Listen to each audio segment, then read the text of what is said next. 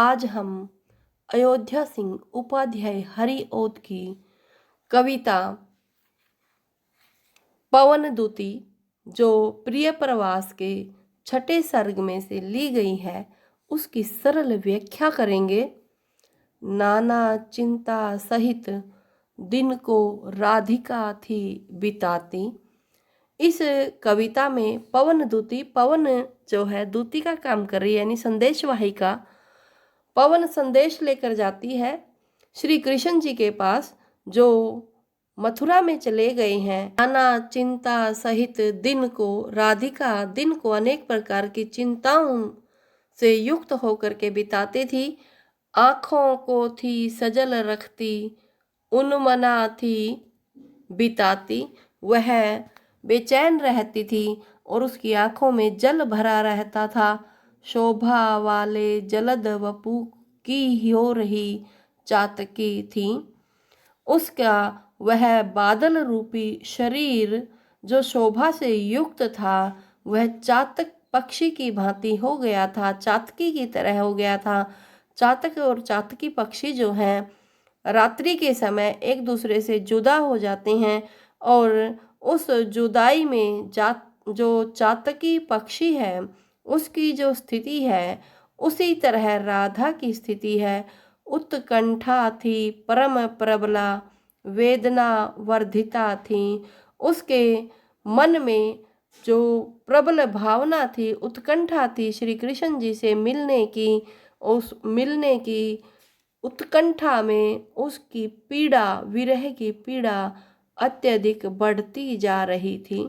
यहाँ राधा की विरह वेदना का वर्णन किया गया है। बैठी खिना यक दिवस वे, एक दिन उदास होकर के राधिका बैठी थी।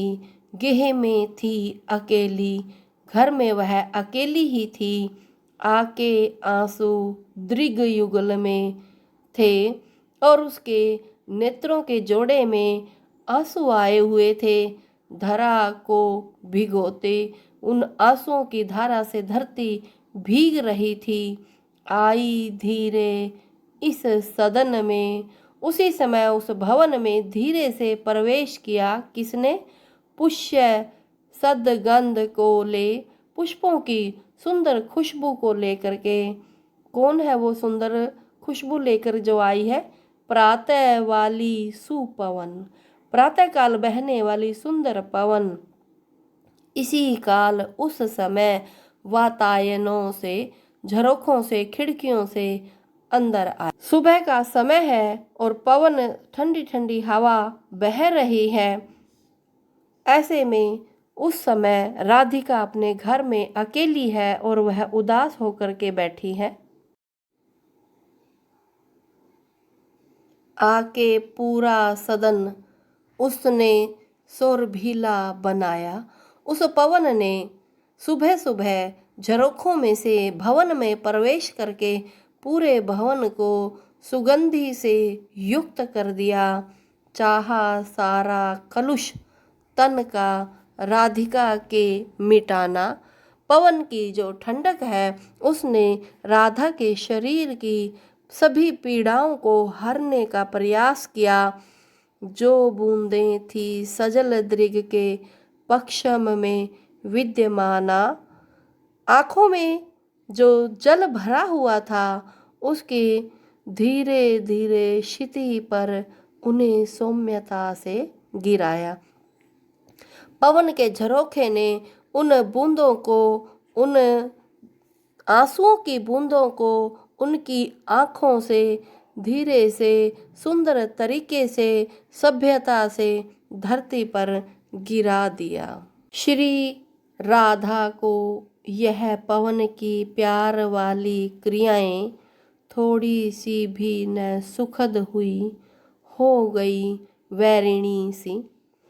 सुबह की चलती हुई जो पवन राधा के घर में प्रवेश कर गई थी, उस पवन की यह सुंदर क्रिया, प्रेम वाली यह क्रिया, ठंडी हवा जो सबको सुहाने वाली होती है, लेकिन राधा के लिए वह थोड़ा सा भी सुख देने वाली नहीं हुई।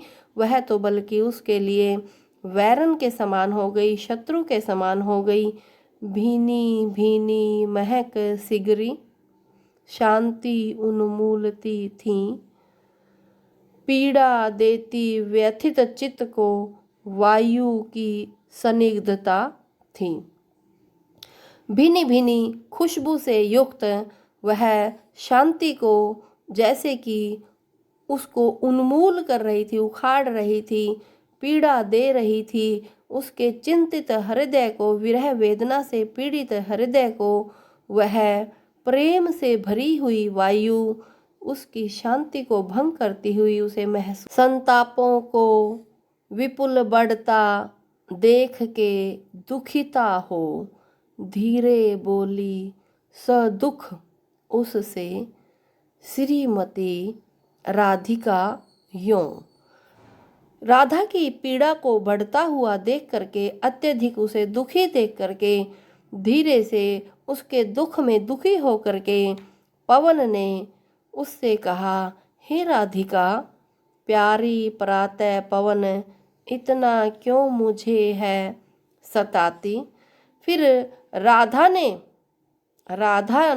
से रहा नहीं गया, वह दुख सहा नहीं गया, तो राधा स्वयं कहती है, प्यारी प्रातः पवन, हे सुंदर पवन, हे मेरी प्रिय, तुम इतना मुझे क्यों सता रही हो। क्या तू भी है कलुषित हुई काल की क्रूरता से। क्या तुम्हें काल ने क्रूर कर दिया है, तुम्हें भी किसी प्रकार का दुख है, तुम भी पीड़ित हो, मुझे बताओ। यानी राधा अपनी विरह वेदना को उस पवन के चलने से बढ़ता हुआ देख करके उस विरह वेदना को सहन नहीं कर पाती और पवन से पूछती है कि तुम मुझे दुखी क्यों कर रही हो।